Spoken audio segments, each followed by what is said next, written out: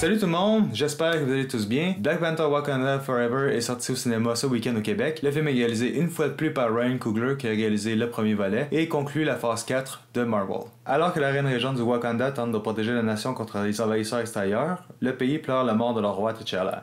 Laissé sans défense, un nouvel ennemi provenant des profondeurs de l'océan jette une ombre sur le Wakanda qui va devoir riposter pour survivre.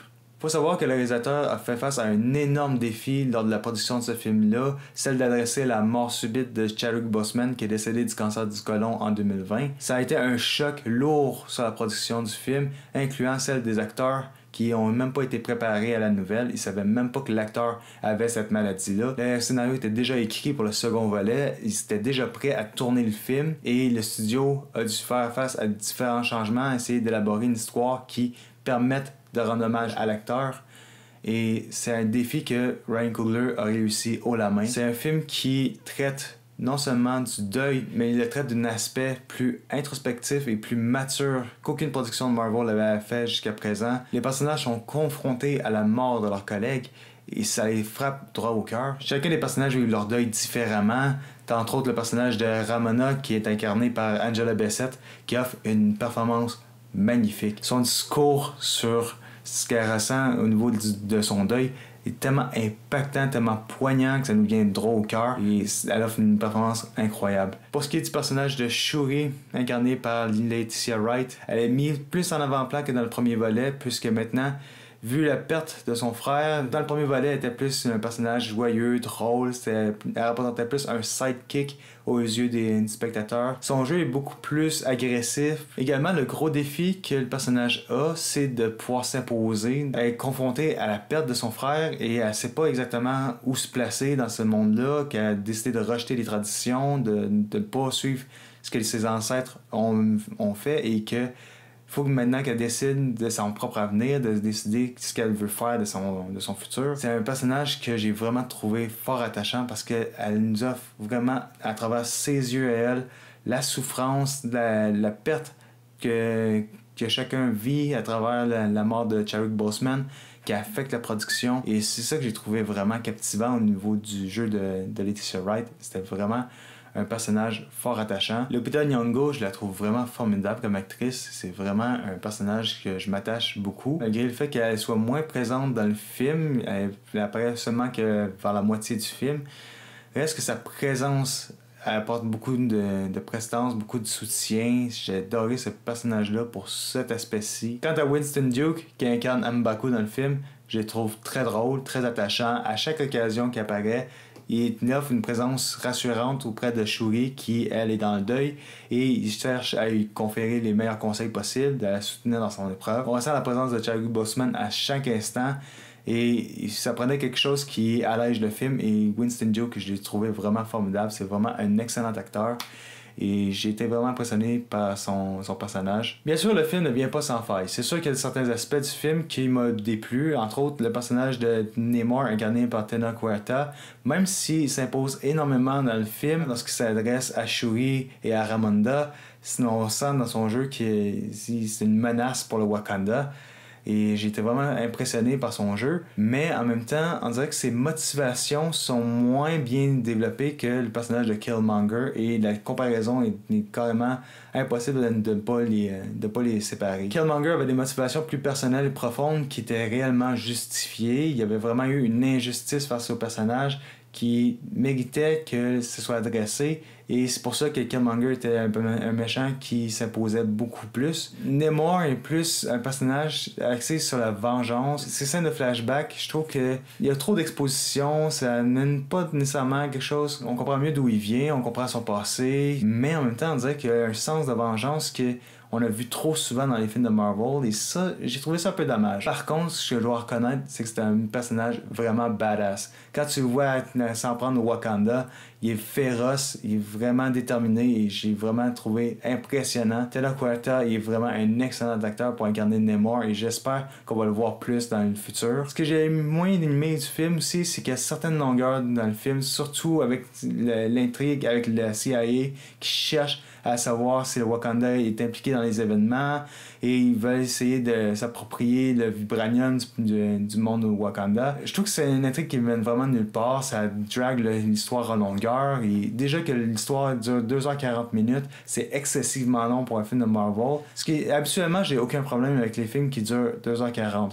Si l'histoire est captivante et qui vient me chercher, j'aurais aucun problème à l'écouter. Mais dans ce cas-ci, je reconnais qu'il y avait certaines longueurs dans le film et ces moments-ci, je trouve que les 15 minutes qu'il y avait de cette intrigue-là auraient pu être retirées du montage et ça aurait pu permettre au film d'avoir un rythme plus soutenu. Personnellement, j'aurais aimé que l'histoire soit plus focusée sur le peuple du Talokan, qu'on explore davantage leur culture que d'aller explorer ce subplot-là qui servait à rien. Les décors sont somptueux sur la production de Black Panther, principalement ceux du peuple Talokan qui s'inspire très librement du peuple Maya. C'est un style unique que je trouve vraiment fascinant, principalement également les costumes qui sont flamboyants, c'est magnifique, t'as l'impression de faire partie de cette culture-là quand tu rentres dans l'intérieur du temple. Vraiment sublime ce qu'ils ont fait avec les décors. C'est vraiment coloré, c'est chaleureux, accueillant. C'est comme à Wakanda. Quand on a découvert ça dans le premier volet, c'était vraiment magnifique. Ben, c'est le même principe ici avec le peuple Talokan.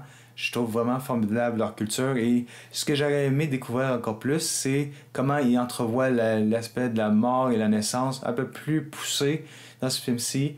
Mais encore là, je trouve ça vraiment formidable ce qu'ils ont fait avec les décors, c'est vraiment somptueux. Comme à son habitude, Marvel lésine pas sur les effets visuels, c'est vraiment impressionnant. Qu'on soit sur la terre ferme ou qu'on soit sous la mer, c'est vraiment magnifique. Et on sent que la production a vraiment été inspirée de la technologie de James Cameron qui sert en ce moment avec la production de Avatar de Way of Water. C'est difficile de ne pas comparer les deux films tellement ils se ressemblent. Il y a déjà des personnages qui sont habillés en bleu. Donc reste que la technologie a vraiment été évoluée dans celui-ci, c'est tellement bien adapté que c'était vraiment réussi dans l'ensemble. J'ai vraiment eu aucun problème avec les effets visuels, ça semble surréaliste. Quand on entre dans le monde de Namor, on est vraiment captivé par son essence, par la culture. C'était tellement énorme comme production que j'ai trouvé vraiment fascinante. Le peuple des Talokan, c'était vraiment magnifique. Les scènes de combat sont beaucoup plus spectaculaires dans celui-ci qui était avec le premier volet. Je trouve que côté effet visuel, c'est beaucoup plus réussi dans le second que dans le premier. On distingue mieux ce qui se passe vu que les scènes de combat se passent plus dans le jour que le soir. Je sens que Marvel a vraiment écouté les fans et les critiques lorsqu'ils disaient que certaines scènes étaient beaucoup plus sombres et plus difficiles à distinguer dans le premier volet. Tu sais, je pense principalement avec la scène du début avec les assaillants qui ont pris en otage des civils et Black Panther ça va les libérer. Avec le mélange de clair et d'obscur, le costume se mariait beaucoup trop avec l'environnement et c'était très difficile pour l'œil de distinguer ce qui se passait. Et dans Black Panther Wakanda Forever, c'est plutôt l'inverse. Ça se passe dans le jour et les scènes d'action sont vraiment spectaculaires. Même dans le second acte, lorsque Namor s'attaque aux civils directement dans la ville de Wakanda, c'était la scène la plus intense que j'ai vue sur le film et j'étais vraiment impressionné par la qualité technique et visuelle du film. C'était vraiment impressionnant. Le combat final était vraiment spectaculaire à souhait, principalement celle avec Namor et Black Panther qui s'affrontent finalement. La musique était tellement intense que j'ai été vraiment fasciné, sincèrement. Je pense que la meilleure musique que Ludwig Göransson a composée sur un film, c'était vraiment incroyable. Vraiment, j'étais vraiment sur mon siège tout le long et c'était magnifique. Il y a tellement d'émotions qui se dégagent de cette dernière scène-là, c'était vraiment tendu. Pour moi, le film, c'est une réussite. Je trouve qu'il est encore meilleur que le premier Black Panther en termes de technique, en termes de scène d'action. L'histoire est très émouvante. C'est un bel hommage à l'acteur Chadwick Boseman qui est décédé. C'est un film qui pose un regard introspectif au niveau de la mort, au niveau du deuil, comment chacun des personnages perçoivent la mort, comment chacun doit composer avec la perte d'un être cher et comment ils doivent avancer dans leur vie. C'est un film qui m'a vraiment touché droit au cœur et que sincèrement j'ai adoré chaque aspect de ce film-là. C'est un film qui rend hommage de manière émouvante à l'acteur Chadwick Boseman et c'est un film qui conclut de manière plus exaltante la phase 5 qui s'entame avec bien sûr Ant-Man and the Wasp qui sort l'année prochaine, que j'ai très hâte d'aller voir. Et sincèrement, je vous le recommande fortement. Allez voir Black Panther Wakanda Forever, ça vaut la peine. Gang, je vous remercie du fond du cœur d'avoir regardé ma vidéo aujourd'hui. J'espère que ça vous a plu. Et si c'est le cas, j'aimerais savoir en commentaire ce que vous avez pensé de Black Panther Wakanda Forever. J'aimerais vous entendre là-dessus.